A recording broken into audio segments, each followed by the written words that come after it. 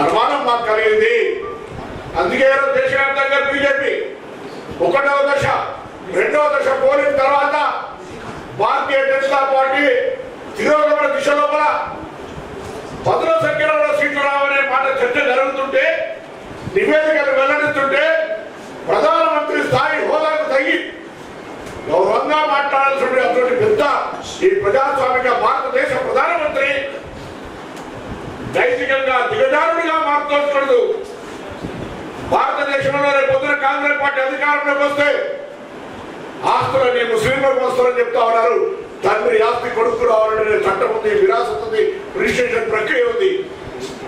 50 సంవత్సరాల అధికారంలో కాంగ్రెస్ పార్టీ ఎవరి ఆస్తులు పెంపకానికి అవసరమైతే భూములు గవర్నమెంట్ ఇచ్చింది తప్ప ఎవరు ఆస్తి గుంజుకొని ఎవరు తీయలేనటువంటి చరిత్ర భారతదేశ జనాలు గెలవదా?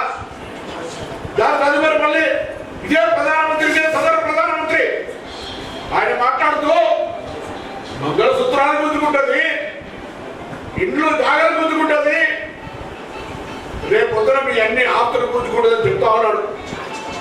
కాంగ్రెస్ పార్టీ కొన్ని వేల లక్షల కోట్ల మంగళసూత్రాలు నిలబడి దేశ పౌరులు ఎదగడానికి సహకరించింది.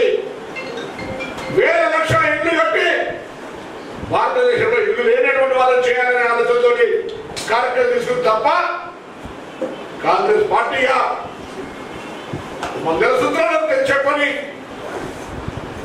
కుల మతాల పేరు మీద వైషమ్యాలు సృష్టించమని ఇక్కడ కూడా చేయలే.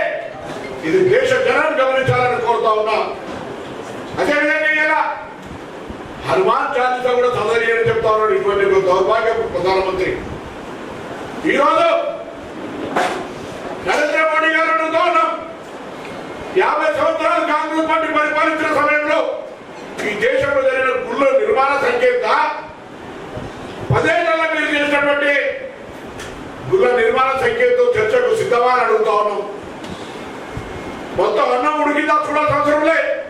తెలంగాణ రాష్ట్రానికి సంబంధించే భారతీయ జనతా పార్టీ నాయకులను సవాల్ చేస్తా ఉన్నాం.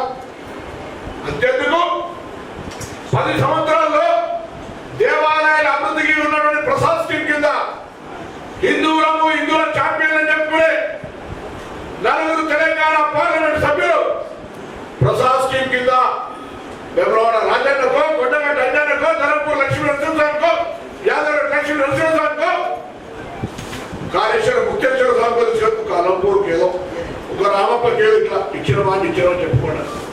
ఎందుకే లేదు? ఆ శాఖ ఈ రాష్ట్ర మంత్రి దగ్గర ఉంది కదా, కిషన్ రెడ్డి దగ్గర. అంటే ఎన్నికల సందర్భంలో మతపరమైన వైషమ్యాలు సృష్టించాలి. ఎన్నికల సందర్భంలో ఎస్సీ ఎస్టీ బీసీలను దెబ్బకొట్టాలి అనే ఆలోచనతో కొనసాగుతోంది. నేను తెలంగాణలో ఉన్నటువంటి ఎస్సీ ఎస్టీ బీసీ సోదరులను కోరుతా ఉన్నా, మన రిజర్వేషన్లు కాపాడుకోవడానికి ఒక మంత్రి గారు చెప్పండి కావచ్చు, బిడ్డ ఎవరైనా రిజర్వేషన్లు ముట్టుకుంటే మారి మసైపోతారు, జాగ్రత్త హెచ్చరిక చేస్తా ఉన్నాం. భారతీయ జనతా పార్టీ నాయకులు ఊర్లలో దళిత సంఘాలు కావచ్చు, బీసీ సంఘాలు, కుల సంఘాలు ఆనాడు తెలంగాణ కోసం ఏదైనా జేడీ యాక్షన్ కమిటీ ఏర్పడమో ఇవాళ కూడా ఎస్సీ ఎస్టీ బీసీలు అయితే కండి ఒకవేళ పొరపాటుగా ఒక్క సీటు గెలిచినా రేపు రిజర్వేషన్లకు వ్యతిరేకంగా పనిచేస్తారు తప్ప రిజర్వేషన్లను కాపాడాలని ప్రయత్నం చేసే పార్టీ భారతీయ జనతా పార్టీ కాదు అని మనం చేస్తాం. దానికి నేనేదో కాంగ్రెస్ పార్టీ నాయకుడిగా మాట్లాడుతుంది కాదు. మండల కమిషన్ రిజర్వేషన్లకు నష్టం కలిగే విధంగా కమండల్ కమిషన్ తెచ్చిన కమండలం యాత్ర చేపట్టి రాలేదా? చరిత్ర కాదా?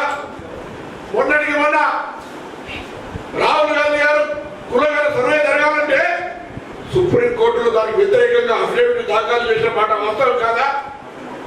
భారతీయ జనతా పార్టీ నాయకులు చెప్తా ఉన్నారు, కులగణన సర్వే జరిగితే దేశంలో అశాంతి వ్యాప్తి చెందుతుంది. మీకంటే ఎక్కువ అశాంతి చెందుతుందా? దేశంలో ఎవరెంత ఏ వర్గాలెంతో వారికి అంత న్యాయం చేయాలని కాంగ్రెస్ లక్షణంగా కట్టుకొని ఒక మాట పాంచి న్యాయంలో చెప్తా ఉన్నాం. అది తెలిసినటువంటి భారతీయ జనతా పార్టీ ఆందోళనకు గురై ఈరోజు మొత్తంగా రిజర్వేషన్ ఎత్తివేయడానికి 400 ఎంపీ సీట్లు అడుగుతా ఉంది.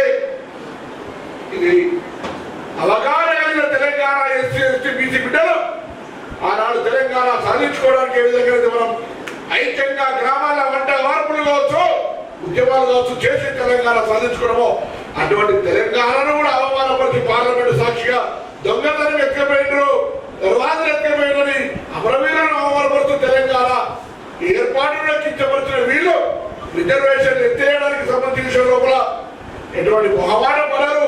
దయచేసి మన రిజర్వేషన్ మనం కాపాడుకోవడానికి కర్రు రాసి వాద పెట్టాల్సిందిగా బీజేపీ నాయకులు ఊర్లో వస్తే నిలదీయండి. ఏం లేదు కాంగ్రెస్ ఆరోపణ చేస్తుందంటే ఇవాళ నేను బండి సంజయ్ గారితో కిషన్ రెడ్డితో స్టేట్మెంట్ చూసినా మాకు రిజర్వేషన్లు తొలగించే ఆలోచన లేదు, రిజర్వేషన్లు పెంచే ఆలోచన చెప్పగలిగే ధైర్యం చేస్తున్నా. మీరు రిజర్వేషన్లను కాపాడుకొని రిజర్వేషన్లను పెంచుతామని మన ధైర్యంగా చెప్పగలుగుతున్నారా కాంగ్రెస్ పార్టీ నాయకులు లెక్క? ఈ దేశంలో 50 సంవత్సరాల రిజర్వేషన్ల ద్వారా న్యాయం చేయాలని ప్రయత్నం చేస్తే భారతదేశంలో వ్యాపారస్తుల పార్టీగా ఫ్యూడలిస్టిక్ మెంటాలిటీ ఉన్నటువంటి భారతీయ జనతా పార్టీ ఈ దేశంలో మొత్తం యావదాస్తిని ఆదాని అమ్మాయిని దోచిపెట్టింది తప్ప ఏ పేద వర్గాలకు, దళితులకు, బీసీలకు, ఎస్సీలకు ఉపాధి కిందనో, విద్య కిందనో, వైద్యం కిందనో ఏదైనా ఇచ్చిందా? అదే ఆఖరికి కరోనా చనిపోయినటువంటి ఎస్సీ ఎస్టీ బీసీలు లేదా చికిత్స మీద లక్షల ఖర్చు రూపాయలు పెట్టుకుంటే కూడా రెమ్డెసివిర్ ఇంజక్షన్ 50,000 అమ్ముకునే పరిస్థితి దౌర్భాగ్యం కలిగించింది తప్ప వీళ్ళు ఎటువంటి వాళ్ళు. అందుకే దయచేసి యావత్ తెలంగాణ ఎస్సీ ఎస్టీ బీసీ అక్క చెల్లెళ్ళు అన్నాదమ్ములందరికీ కాంగ్రెస్ పార్టీ కోరుతూ ఉంది. రిజర్వేషన్లు కాపాడే బాధ్యత, రిజర్వేషన్లను పెంచుకునే బాధ్యత, రిజర్వేషన్లను కొనసాగించే బాధ్యత కాంగ్రెస్ పార్టీది. రిజర్వేషన్లను తొలగించి రిజర్వేషన్లకు వ్యతిరేకంగా పనిచేసి రిజర్వేషన్ అంటే అసహ్యభావంగా ఉన్నటువంటి ఫిడలిస్టిక్ వ్యాపారస్తుల పార్టీ భారతీయ జనతా పార్టీ దాన్ని గురపాఠం చెప్పమని అందరికీ 2 చేతులు జోడించి చెప్పేస్తాం.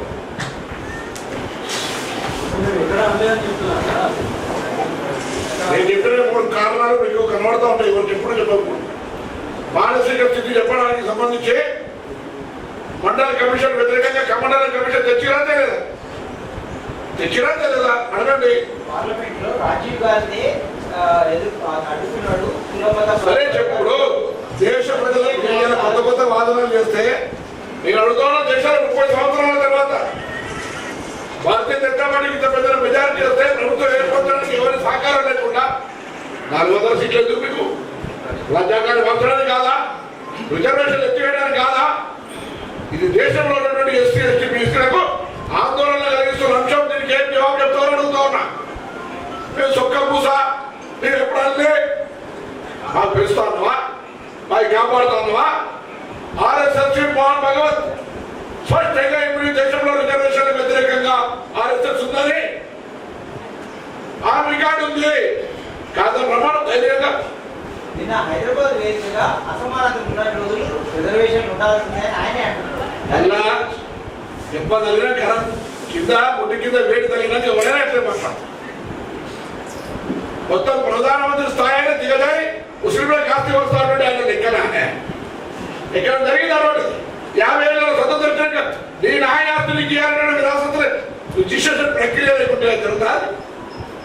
అందుకే దయచేసి మరొకసారి మొత్తం తెలంగాణ ఉద్యమంలో జైన్ కంపెనీ పేరు మీద తెలంగాణ సాధారణ ఎక్కడ పోరాటం చేసినామో మన రిజర్వేషన్ మనం కాపాడుకుందాం. మన పిల్లలకు రాబోయే కాలంలో భవిష్యత్తులో అన్యాయం జరగకుండా కాపాడుకుందాం. ఇప్పుడు ఎవరైనా పొరపాటు చేస్తే ఇంకా చీము నెత్తులు లేని బీసీలు ఎవరైనా భారతీయ జనతా పార్టీలో ఉంటే ముఖ్యంగా దళితులు కావచ్చు, బీసీలు కావచ్చు ఉంటే దయచేసి బయటికి రండి.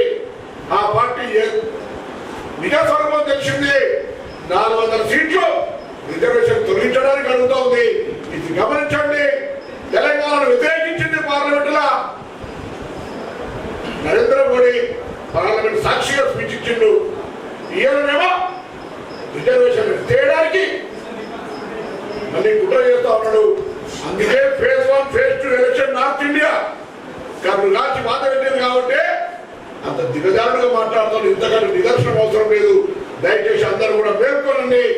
రిజర్వేషన్లను కాపాడుకోవడానికి నేను మంత్రి అనే కాదు, రిజర్వేషన్ల కట్టవచ్చే ఎవడినైనా సరే భారతీయ జనతా పార్టీతో సహా జాగ్రత్త ఖబర్దారని హెచ్చరిక కూడా సందర్భంగా ఇస్తాను.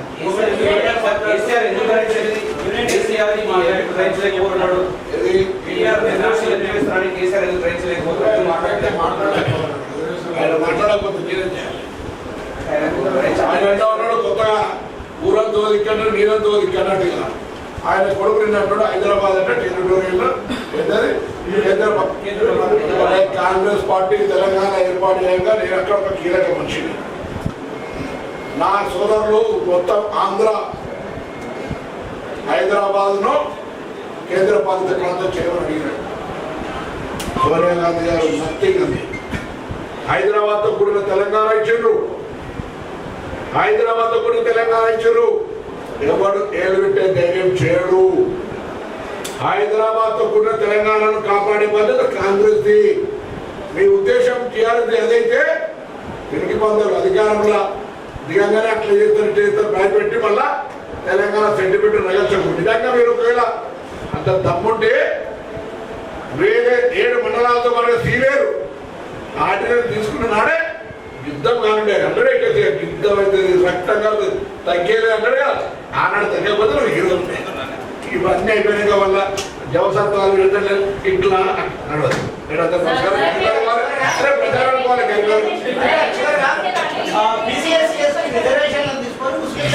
కాంగ్రెస్ పార్టీ దూరం చేసిందే వాళ్ళు. ఏం చేసాం? 10 అధికారంలో బుద్ధి లేదా? బుద్ధి లేదా అంటున్నా. ఎందుకు బుద్ధి లేదు?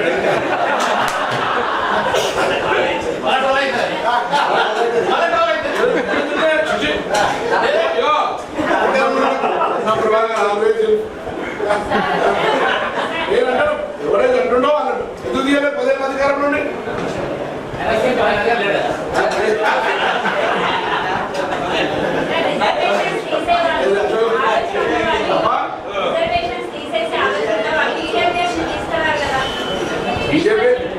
ఈడబ్ల్యూఎస్ ఎవరి కొరకమ్మా? ఎస్సీ అన్నప్పుడు అమ్మా ఎకనామిక్ బ్యాక్వర్డ్ ఎకనామిక్ వికాస్ అన్నా కూడా ఎస్సీ బీసీ అయినా అన్న కూడా ఆర్థికంగా వెనుకబడ్డలకు అందులో కూడా భాగస్వామ్యం ఇస్తే అయిపోతుంది.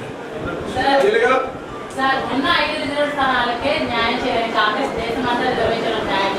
న్యాయం చేయలేదు. ఈ ఆలోచన నేనేం చేయాలి? 5 ఇచ్చింది. అది ఇంటర్నల్ మళ్ళీ డిఫరెంట్ కదా.